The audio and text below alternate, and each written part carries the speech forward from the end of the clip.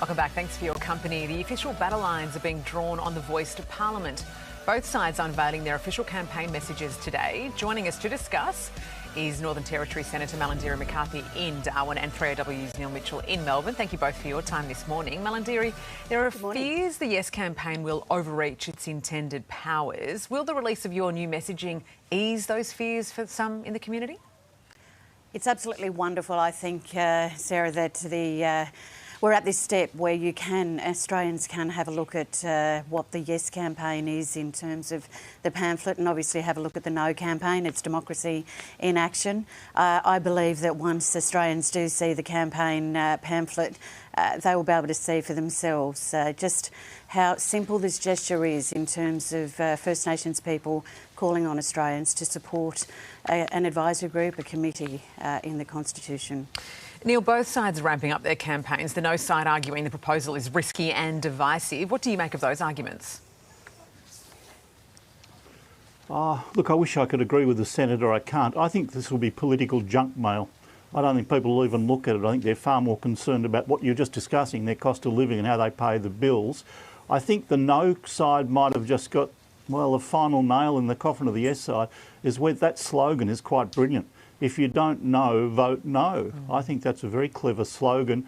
And look, I haven't read them all yet because they're not released yet, but I've seen the rundown of it. The Yes side is again arguing this is what we hope to achieve, and what they hope to achieve is right, is excellent, but it's not telling us how. And that's where people will be reluctant.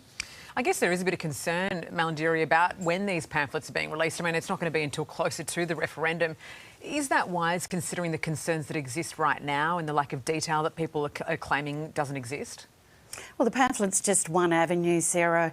Obviously, we have the Yes campaign participants right across the country reaching out, whether it's in town hall meetings or around coffee tables, walking the streets of communities, being able to answer those questions. And, you know, I hear the despair in Neil's voice, and I'm ever conscious that we've got to reach out and reach the hearts of Australians. This is about our future Australians, Sarah. I don't want our future Australians to have to deal with the issues of closing the gap where we have low life expectancy. You talk about cost of living. Well, if First Nations people don't have a home to live in, then there are different pressures that they're experiencing, and we're just asking on Australians to see this in terms of what an advice will always be about. Neil, you wanting to jump in there? I agree with all that, but you said you want to appeal to their hearts. I think you've got to appeal to their minds as well. They're screaming out for detail. They're screaming for detail, and I'm not seeing a lot of that anywhere at any time. The ambitions are great. Of course we want to improve things, but how? Well, I stood in the Parliament floor, Neil. No, and I think this is an important conversation. Sorry, Sarah, but I stood on the Parliament floor in the Senate for 10 hours answering those questions right up till 4:15 in the morning. We know that the Parliament will have the responsibility to be able to follow through if we are successful in this referendum, Neil. Yeah, I mean, it's certainly something that we need to be keeping a close eye on, that's for sure. Well, the Solomon Islands Prime Minister is defending his nation's close ties with China, accusing Australia of being unneighbourly for criticising that alliance. Malarndirri, is the government concerned about the Solomon Islands' close ties with Beijing? Look, we've been concerned about it, certainly while we're in opposition, Sarah, when this deal came through under the previous government, and we're rightly continuing to ask questions around it. I do think that's an important thing to do. I think it's the responsible thing to do. We need to understand what the relationship is between China and the Solomons, and are asking for that agreement to be made public.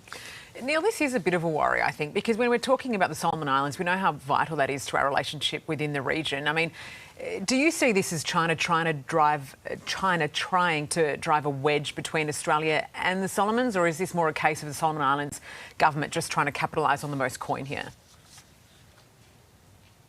It doesn't matter which it is. They're both negative, and China has shown in the past that it will use that desire for money to get a foothold. And of course Australia should be involved. Like it or not, there are tensions with China. They are long-term tensions. Some people say they could erupt. And if we allow China to get too strong a foothold in the Solomons or anywhere else in the Pacific, we're fools.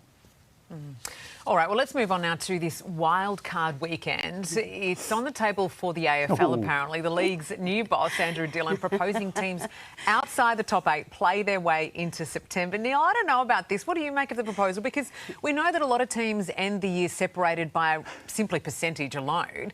But this changed, I don't know, it seems a bit radical. That seems a bit silly, man. It's like that policy you have when the 10-year-olds are having a race and nobody loses, everybody wins. You know, the kids aren't allowed to lose. I'm confused enough. I've been following AFL all my life and I still don't know how it works.